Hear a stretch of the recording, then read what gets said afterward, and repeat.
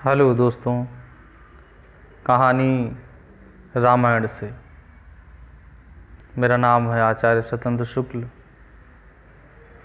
हम और आप इस समय हैं श्रीमद् वाल्मीकि रामायण के सुंदर कांड में।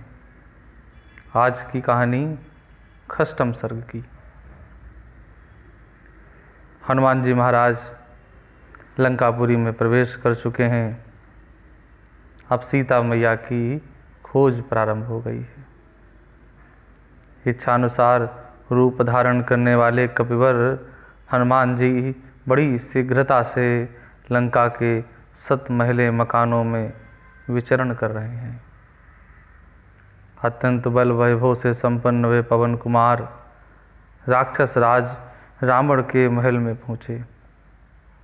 महल जो चारों ओर से सूर्य के समान चमचमाते हुए स्वर्णमय परकोटों से घिरा हुआ है, जैसे सिंह विशाल उनकी रक्षा करते हैं। उसी प्रकार बहुत भयानक राक्षस रावण के उस महल की रक्षा कर रहे हैं। उस भवन का निरीक्षण करते हुए कपिकुंजर हनुमान जी की मन ही मन हर्ष का अनुभव करने लगे। वह महल चांदी के मढ़े हुए चित्रों, सोने जड़े हुए दरवाज़ों और बड़ी अद्भुत ठोड़ियों से सुंदर देदीप्यमान दर्शयुक्त हो रहा है। हाथी पर चढ़े हुए महावत तथा श्रमहीन सूरवीर वहाँ उपस्थित थे, जिनके वेग को कोई नहीं रोक सकता था। ऐसे रथवाहक अश्व भी वहाँ शोभा पा रहे थे। सिंहों और बाघों के चमड़ों के बने हुए कवचों से वे रथ ढके हुए थे।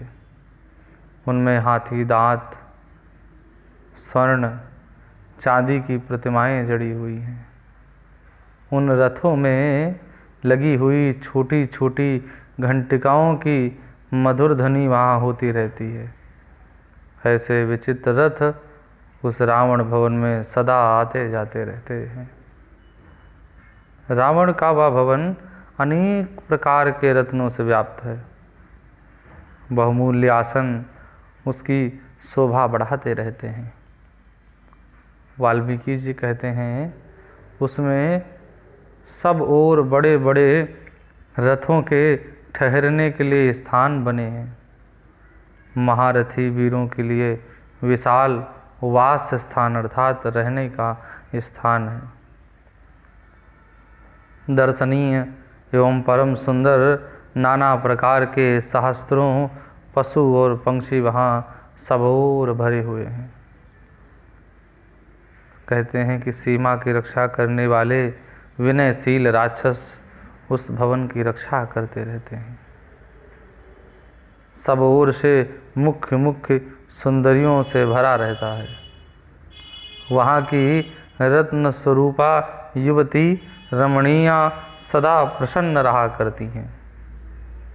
सुंदर आभूषणों की झनकारों से झंकृत राक्षस राज का वह महल समुद्र के कल कल नाद की भांति मुखरित रहता था। वह भवन राजोचित सामग्री से पूर्ण था।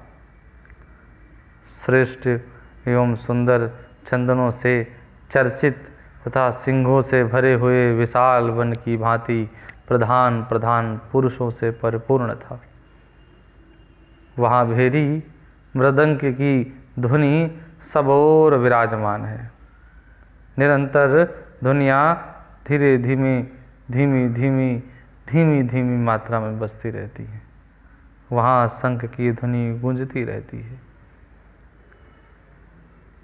वहाँ नित्य पूजा एवं सजावट होती रहती है। पर्वों के लिए वहाँ होम किया जाता था। राक्षस लोग सदा ही उस राजभवन की पूजा करते रहते हैं। वह समुद्र के समान गंभीर और उसी के समान कोलाहल पूर्ण है। महामना रावण का वह विशाल भवन महान रत्नमय अलंकारों से अलंकृत था। उसमें हाथी, घोड़े और रथ भरे हुए थे।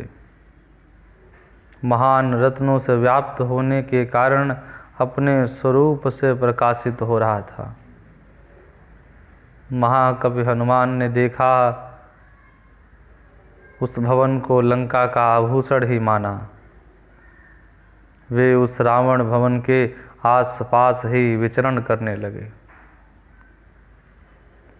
इस प्रकार हनुमान जी एक घर से दूसरे घर में जाकर राक्षसों के बगीचों के सभी स्थानों को देखते हुए बिना किसी भय के अट्टालिकाओं पर विचरण करने लगे। महान वेगशाली और पराक्रमी वीर हनुमान वहां से कूदकर प्रहस्त के घर में उतर गए। वहां से उछलते और महापाशर्व के महल में पहुंच गए। महाकवि हनुमान मेघ के समान प्रतीत होने वाले कुंभकर्ण के भवन में वहां से विभीषण के भवन में कूद गए। इसी तरह क्रमशः ये सहोदर विरूपाक्ष, विद्युज्जीव और विद्युन्माली के घर में गए।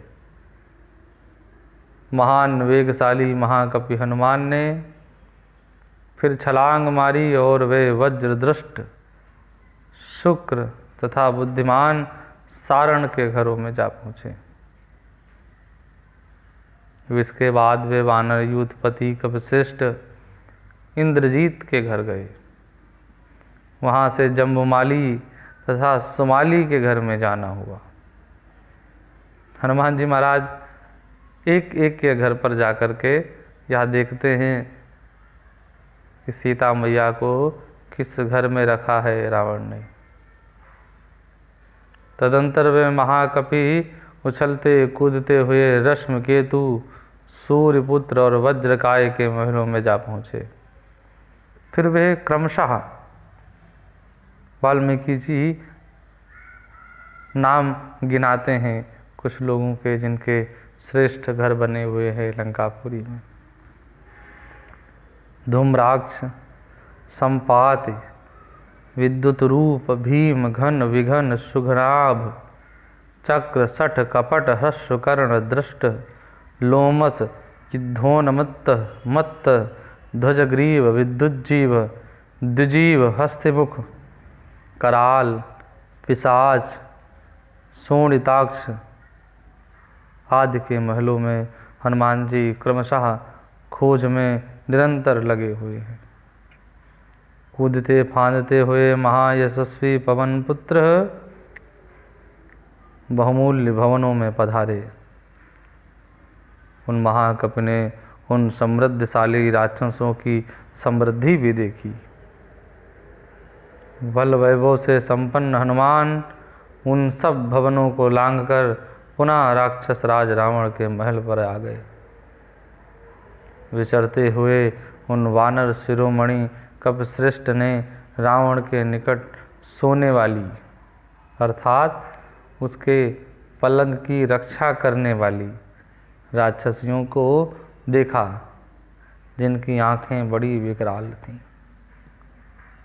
रावण की जो राक्षसियां हैं, जो रावण की निंद्रा में सोते समय, शयन करते समय जो सुरक्षा करती हैं, वो बहुत विकराल है। उन्होंने उस राक्षस राज के भवन में राक्षसियों के बहुत से समुदाय देखे, जिनके हाथों में शूल, मुदगर, तोमर आदि अस्त्र शस्त्र विद्यमान हैं। और उनके सिवा वहाँ बहुत से विशालकाय राक्षस भी दिखाई दिए, जो नाना प्रकार के हथियारों से लैस थे। इतना ही नहीं, वहाँ लाल और सफ़ेद रंग के बहुत से अत्यंत वेगशाली घोड़े भी बंधे हुए थे। साथ ही अच्छी जाति के रूपवान हाथी, जो शत्रु की सेना के हाथियों को मार भगाने वाले हों। सबके सब गज शिक्षा में सुशिक्षित, युद्ध में ऐरावत के समान पराक्रमी तथा शत्रु सेनाओं का संहार करने में समर्थ। बरसते हुए मेघों, झरने बहाते हुए पर्वतों के समान मद की धारा बहा रहे थे। उनकी गर्जना मेघ गर्जना के समान जान पड़ती थी। वे सम्रांगण में शत्रुओं के लिए दुर्जय थे। हनुमान जी ने रावण के भवन में उन सभी को देखा। राक्षस राज रावण के उस महल में उन्होंने सहस्रों ऐसी सेनाएं देखीं जो जाम्बूनद के महाआभूषणों से विभूषित थीं। उनके सारे अंग सोने के गहनों से ढके हुए थे। लंका में सोने की कहाँ कमी है? जो देखो सो सोना पहने हैं। प्रातःकाल सूर्य की भांति उद्दीप्त हो रही हो जैसे।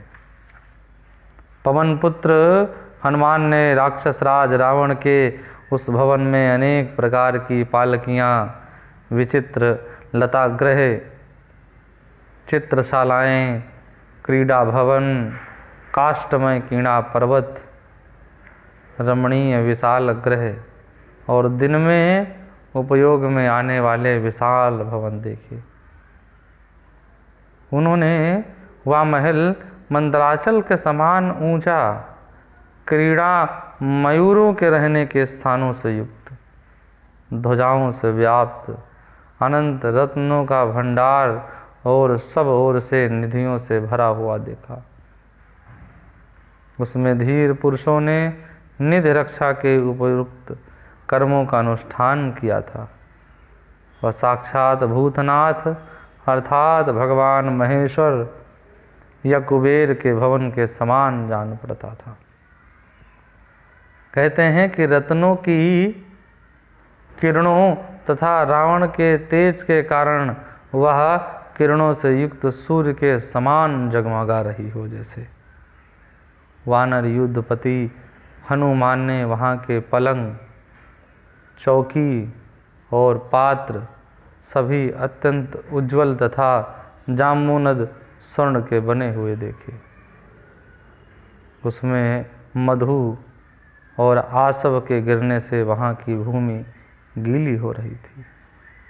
मणिमय पात्रों से भरा हुआ वह सुविस्तृत महल कुबेर भवन के समान मनोरम जान पड़ता था।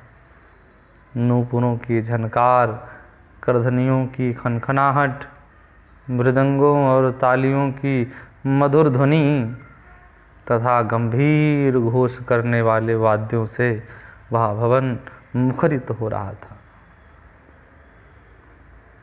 उसमें सैकड़ों अट्टालिकाएं थीं, सैकड़ों रमणीय रत्नों से व्याप्त था।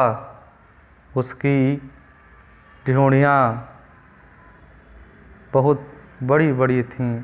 ऐसे विशाल भवन में हनुमान जी ने प्रवेश किया। इस सुंदरकांड के षष्ठम सर्ग का यहीं पर विराम होता है।